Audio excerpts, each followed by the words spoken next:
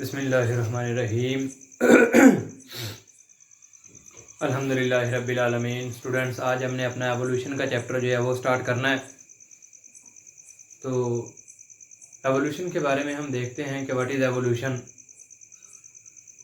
जब भी हम वर्ड एवोल्यूशन का यूज़ करते हैं या इसके बारे में हम डिस्कशन करते हैं तो हम इसके बारे में कहते हैं कि it's a change.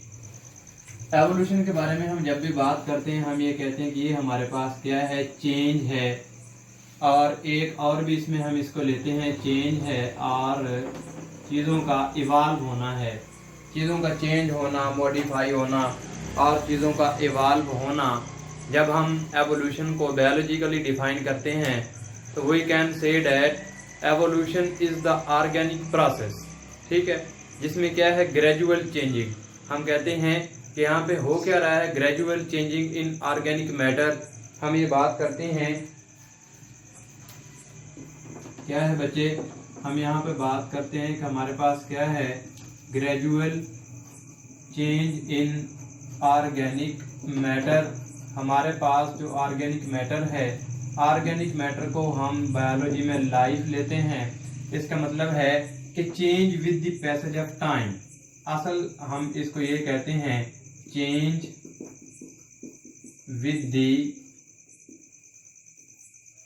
Passage of time.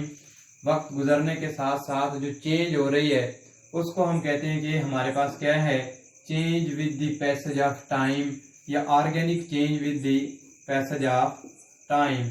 Organic change with the passage of time के वक्त के गुजरने के साथ साथ जो चेंज हो रही है लाइफ के अंदर, जो चेंज हो रही है, जो मॉडिफिकेशंस हो रही हैं और जो बैकवर्ड मॉडिफिकेशंस हो रही हैं, इन सब को हम कहते हैं कि ये हमारे पास क्या है, इट्स एन एवोल्यूशन। जब हम एवोल्यूशन की बात करते हैं तो हम इसको दो तरह से लेते हैं। हमारे पास जो एवोल्यूशन है, ठीक है, एवोल्यूशन एक इसमें हमारे पास बच्चे है प्रोग्रेसिव एवोल्यूशन, ठीक हो गया, और दूसरी बच्चे हमारे पास है रेट्रोग्रेसिव एवोल्यूशन।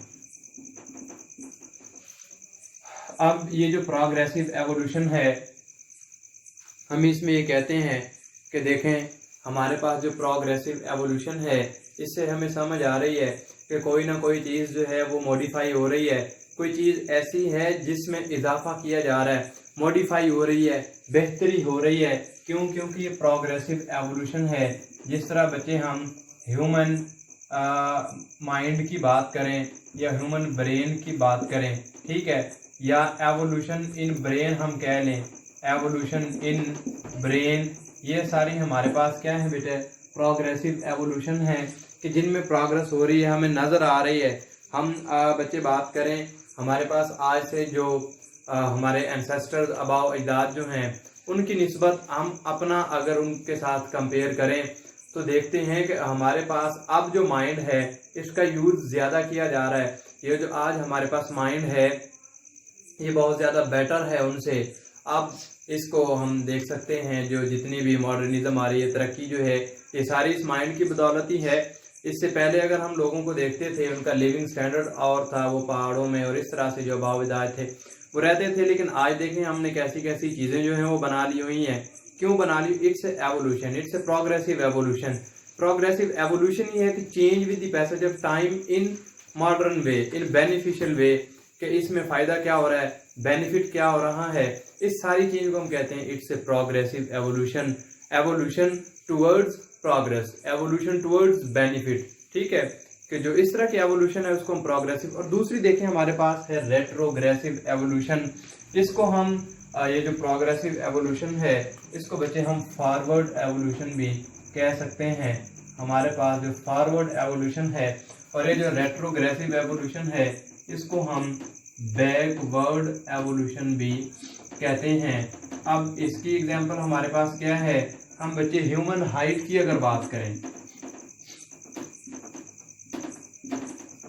ह्यूमन हाइट है, आज देखें इंसान जो है वो कितनी हाइट है, मैक्सिमम 6 फीट 7 फीट बस। लेकिन हज़ारों साल पहले के इंसानों की बात करें, उनमें अगर देखा जाए तो उनमें जो थी हमारे पास वो बहुत ज़्यादा हाइट थी और उनकी एज भी बहुत ज़्यादा थी, हाइट बहुत ज़्यादा थी। लेकिन आज वही है, कद जो है इंसानों के वो कम होते जा रहे हैं। इट्स ए रेट्रोग्रेसिव एवोल्यूशन, ये बैकवर्ड एवोल्यूशन है। और ये बात ज़रूरी नहीं कि रेट्रोग्रेसिव और बैकवर्ड एवोल्यूशन जो है इसमें हमेशा हम डिक्लाइन की तरफ ही जाएंगे, ये मतलब कि हमेशा नुकसान ही होगा, ऐसा ज़रूरी नहीं है। ठीक है, रेट्रोग्रेसिव हो रही है, ह्यूमन हाइट जो है वो दिन पे दिन कम होती जा रही है, लेकिन इसका मतलब हरगिज ये नहीं कि इससे कोई नुकसान भी होगा। आज अगर हम बात करें हमारे पास जो ह्यूमंस थे, अपने एंसेस्टर की अगर बात करते हैं हम, आज से कोई हजारों साल पहले के जो एंसेस्टर्स हैं उनके कद बहुत ज़्यादा थे, लेकिन उनकी बॉडी और हमारी बॉडी दोनों की शेप जो है वो सेम है, इसमें कोई फ़र्क नहीं आया। सिर्फ क्या होती गई है, हमारी जो एवोल्यूशन है उससे हमारा जो ह्यूमन हाइट है वो कम होती गई है। ये हमारे पास क्या है, रेट्रोग्रेसिव। ठीक है, ये रेट्रोग्रेसिव एवोल्यूशन है और ये हमारे पास। अब हम एवोल्यूशन को देखते हैं कि एवोल्यूशन असल में है क्या। हम कहते हैं change with the passage of time, वक्त गुजरने के साथ साथ जो चेंज हो रही है इसको हमने एवोल्यूशन कह दिया। अब देखें, एवोल्यूशन से एक वर्ड है हम इवाल्व। इवाल्व का मतलब क्या है? अब इवाल्व की हम बात करते हैं, हमारे पास क्या है, एवोल्यूशन है। और एवोल्यूशन से अगर हम इस इवाल्व को मतलब क्या है कि to obtain new thing, obtain क्या है हमारे पास, न्यू थिंग, कोई नई चीज इवाल्व हो रही है, कोई नई चीज बन रही है, इट्स एन एवोल्यूशन। हम कहते हैं वक्त गुजरने के साथ साथ हमारे पास क्या है, नई से नई स्पीशीज जो बन रही हैं। अब देखें, ये भी तो एवोल्यूशन है ना। हम अगर लाइफ की बात करें कि लाइफ स्टार्ट विद यूनिसेलुलर, या हम वाटर से कहते हैं कि लाइफ स्टार्ट फ्रॉम वाटर, हम इस चैप्टर में भी पढ़ेंगे कि किस तरह जो लाइफ है वो मार्ज वजूद में आई।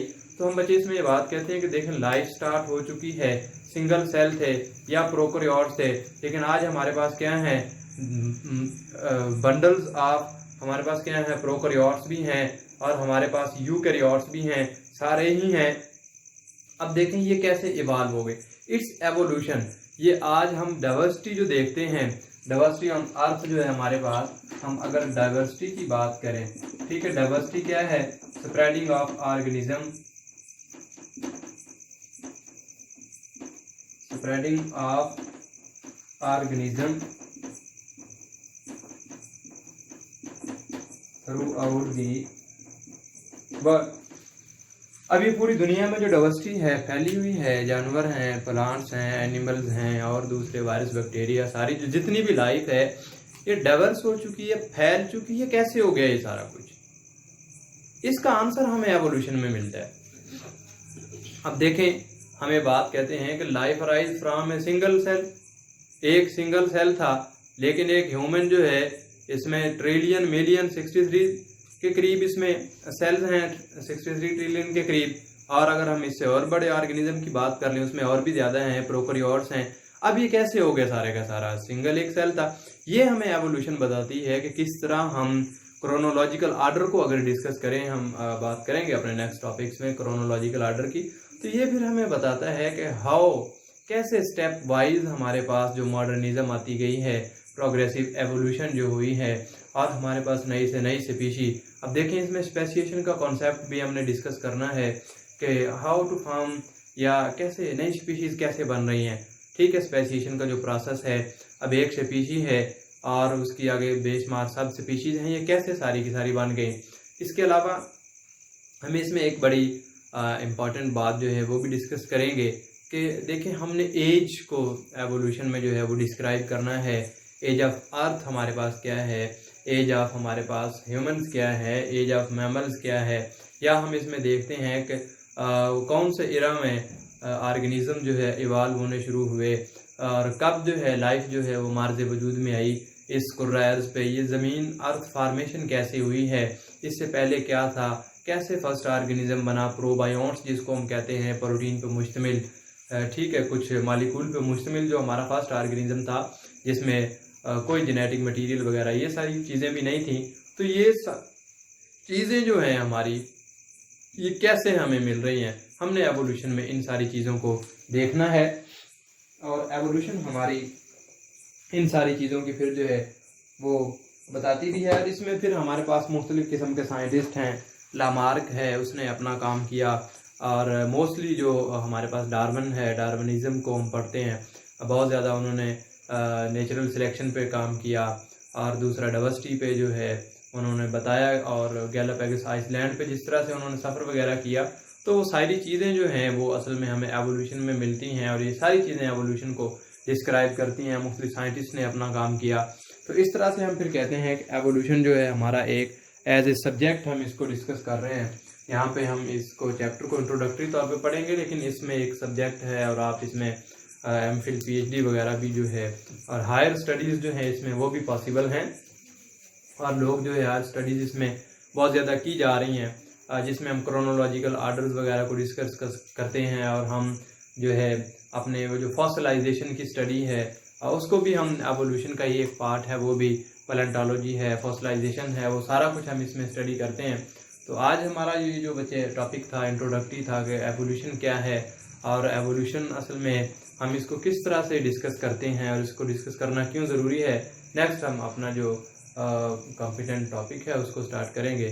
Thank you very much.